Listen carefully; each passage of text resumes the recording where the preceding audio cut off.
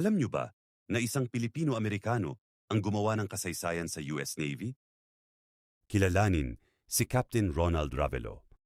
Siya ang kauna-unahang Filipino-American na naitalagang commander ng dambuhalang USS Abraham Lincoln. Pero ang mas astig, ang pinalitan niya sa pwesto ay ang mismong bayaw niya na si Captain Carl Thomas. Para lang silang nag-family reunion.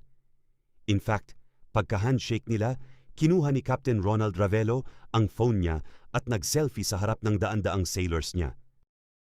Pero sa likod ng tagumpay na ito ay isang kwento ng pagsisikap.